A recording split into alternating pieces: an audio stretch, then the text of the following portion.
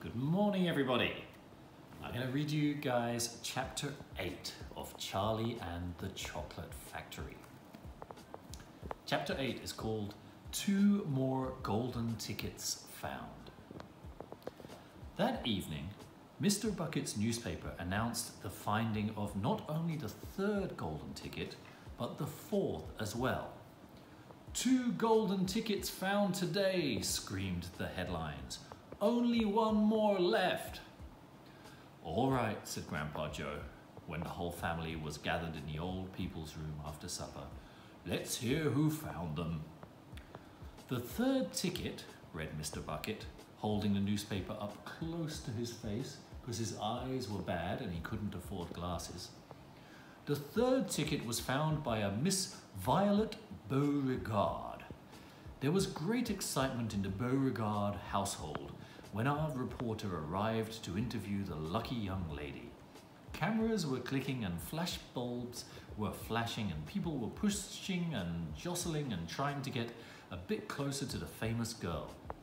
And the famous girl was standing on a chair in the living room, waving the golden ticket madly at arm's length as though she were flagging a taxi. She was talking very fast and very loudly to everyone, but it was not easy to hear all that she said because she was chewing so ferociously upon a piece of gum at the same time. I'm a gum chewer normally, she shouted, but when I heard about these ticket things of Mr. Wonka's, I laid off the gum and switched to candy bars in the hope of striking lucky.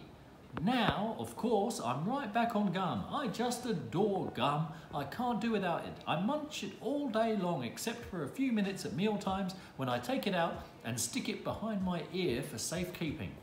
To tell you the honest truth, I simply wouldn't feel comfortable if I didn't have a little wedge of gum to chew on every moment of the day. I really wouldn't. My mother says it's not ladylike and it looks ugly to see a girl's jaws going up and down like mine do all the time, but I don't agree. And who's she to criticize anyway? Because if you ask me, I'd say that her jaws are going up and down almost as much as mine are just from yelling at me every minute of the day. Now, Violet, Mrs. Beauregard said from a far corner of the room where she was standing on the piano to avoid being trampled by the mob. All right, Mother, keep your hair on, Miss Beauregard shouted. And now, she went on, turning to the reporters again, it may interest you to know that this piece of gum I'm chewing right at this moment is one I've been working on for 3 months solid. That's a record, that is. It's beaten the record held by my best friend, Miss Cornelia Prinzmetal. And was she mad? It's my most treasured possession now, this piece of gum is. At nights, I just stick it on the end of the bedpost and it's as good as ever in the mornings. A bit hard at first, maybe, but it soon softens up again after I've given it a good few chews. Before I started chewing for the world record, I used to change my piece of gum once a day. I used to do it in our elevator on the way home from school. Why the elevator? Because I liked sticking the gooey piece that I'd finished onto one of the elevator buttons. Then the next person who came along and pressed the button got my old gum on the end of his or her finger. Ha ha! And what a racket they kicked up, some of them. You get the best results with women who have expensive gloves on. Oh yes, I'm thrilled to be going to Mr. Wonka's factory, and I understand that afterwards he's going to give me enough gum to last me for the rest of my whole life. Whoopee! Hooray! Beastly girl, said Grandma Josephine. Despicable, said Grandma Georgina. She'll come to a sticky end one day, chewing all that gum. You see if she doesn't. And who got the 4th golden ticket, Daddy? Charlie asked.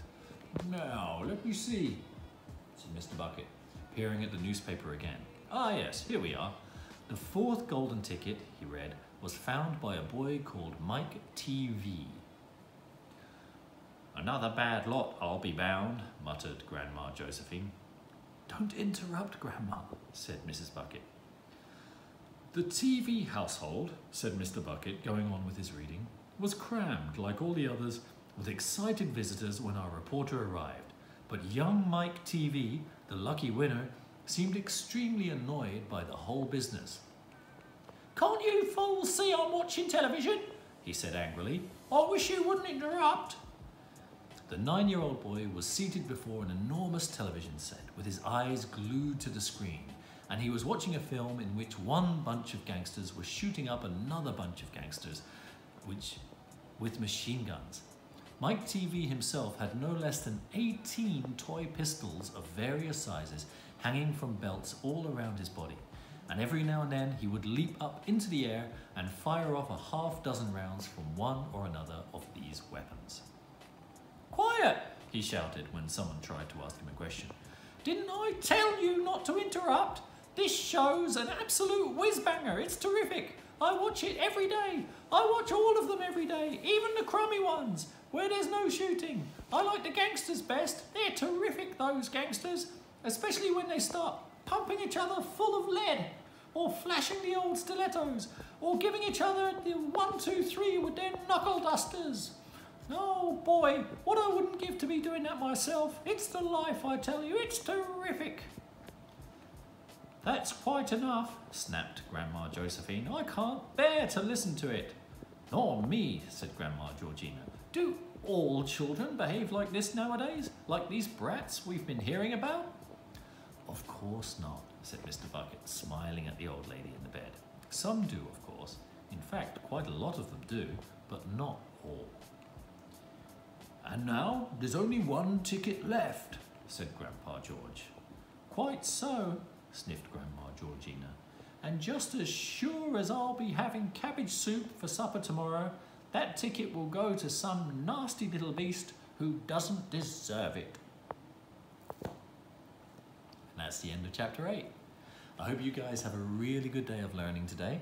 I hope that you try to always be kind, be friendly, be warm, and be forgiving to your friends and your family. And look forward to seeing you soon for chapter 9. Take care.